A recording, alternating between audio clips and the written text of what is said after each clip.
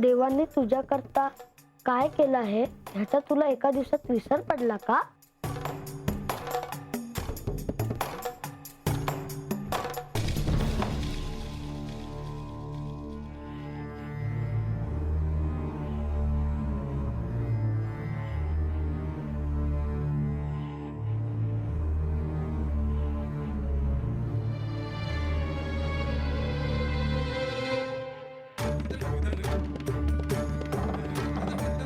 प्रत्येक शक्तीपीठावरची पवित्र माती तू जतन करून ठेव.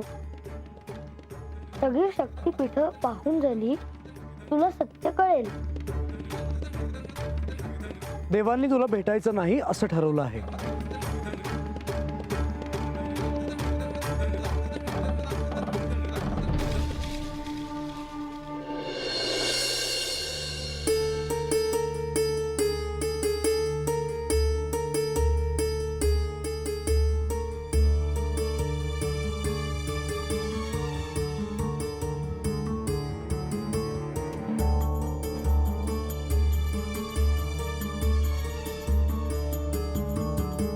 म्हाळसा,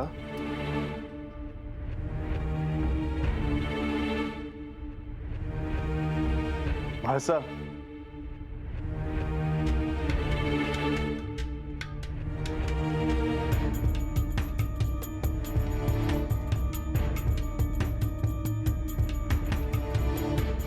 मी तुमचीच वाट पाहत होते.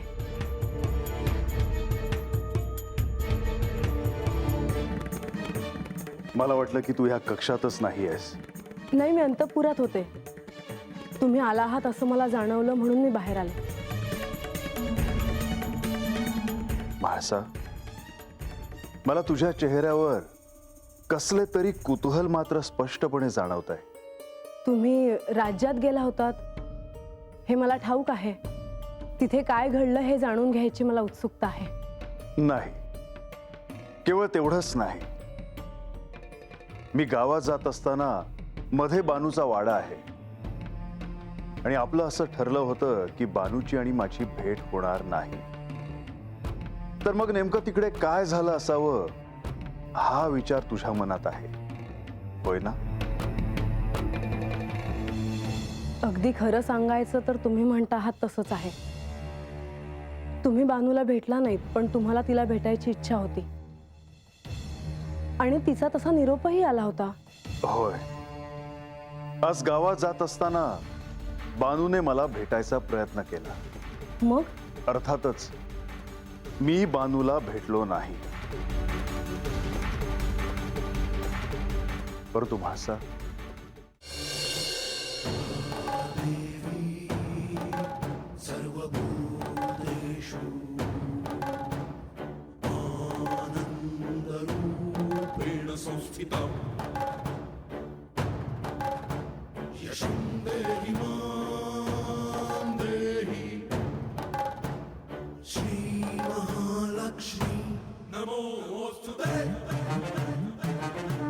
नारायण नारायण.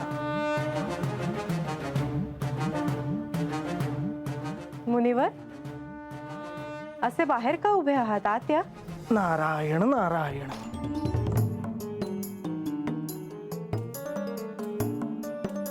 काळजीत दिसता आहात. काय झालं? माते, मी एका धर्मसंकटात अडकलो आहे. तुम्ही स्वतःहून तर काही केलं नाही ना मुनिवर? नाही, तसे नाही. म्हणजे असे घडले आहे की काय बोलावे हे कळत नाही. प्रभू कुठे दिसत नाहीत. बोलवते. अहो, मुनिवर आले आहेत तुम्हाला भेटायला. त्यांना सांगा देवी की आत्ता मला वेळ नाही. त्यांना जायला सांगा. ऐकलत ना? प्रभू, मला आपल्याशी बोलायचे आहे. आपण कृपा करून बाहेर यावे.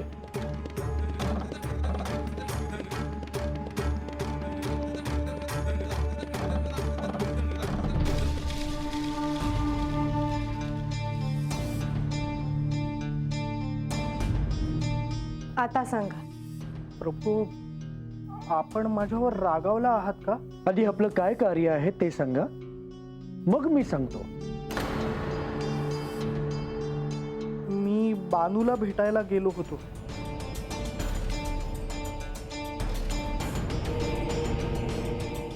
पुढे? तिच्या मनात अनेक शंका होत्या. आणि त्या आपण दूर करत होतात. मुनिवर, हे कोणी सांगितलं होतं करायला? क्षमा असावी प्रभू.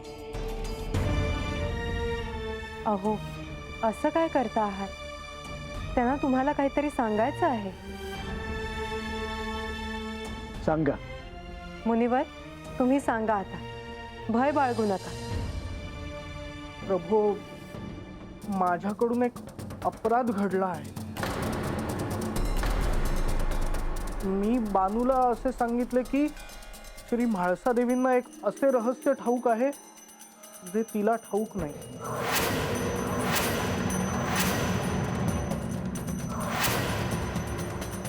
क्षमा असावी प्रभू.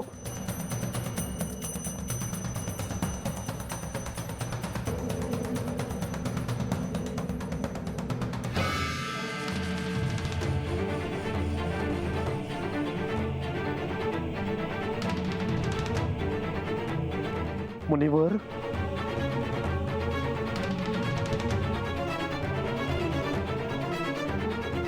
अहो, तुम्हाला हे कोणी करायला सांगितलं होतं मुनिवर? आता यातून काही घडलं तर श्री म्हाळसा देवींना कोण समजावणार? प्रभू, आता आपणच मला वाचवावे. आता ह्यातून एकच मार्ग आहे. मलाच म्हाळसा देवींना भेटून हे सांगावं लागणार. हा, हे उत्तम आहे.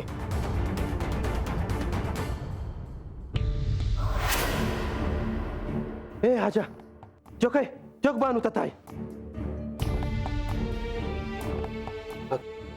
बा रंग्या, अरे तुम्ही आता काय करताय? अगं ते सोड. अरे तू सांग, तू हात एकलीस कशा बाई आलीस? बार मला काय बी सूचना झालं होतं र. तेव्हा आता माझ्या संग कधी बोलणार, कसं भेटणार ह्याचा विचार करत मी हातात आली.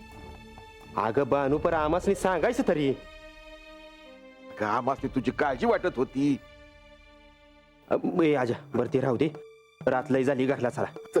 नाही, नाही म्हणजे? मला गडावर जायचं आहे. अगं बानू, अगं काय बोलतेस तू? अगं तर देव तुला भेटणार नाही म्हणल्यावर कशाला असेल की, पण आता मला महाराज भेटलं होतं आणि त्यांनी मला वाट दावली आहे आणि म्हणून मी ठरवलं आहे का आता गडावर जायचं. अगं पण देव तुला भेटणार नाही ते नव्ह. ठावं आहे, मग पर मी आज देवासनी भेटायला नाही जाणार. देवासनी भेटायला जाणार नाही? अगं मग कुणाला भेटायला जाणार आहेस गाडावर? म्हाळसा ताईसनी. हे बांधू, अगं काय बोलतेस तू? तू माणसं दिवसनी भेटायला जाणार? होय, अगं कशा पायी? ते मी आज तुम्हासनी कसं सांगू? ए बानू, हा, अगं आजा काय म्हणतोय? तू माणसं दिवसनी कशा पायी भेटायला जाणार आहेस? ते मी आज तुम्हासनी नाही सांगू शकत. पर मला देवीसनी जाऊन भेटायचं आहे आणि त्यामुळं मी गडावर चालले आहे. आता बानूचा जो काही अहंकार उरला आहे, म्हाळसा त्यावर आघात करेल आणि बानू सत्याच्या अगदी जवळ पोहोचेल. मला आत्मज्ञान प्राप्त झाले आहे. मी कोण आहे हे मला कळले आहे बाबा.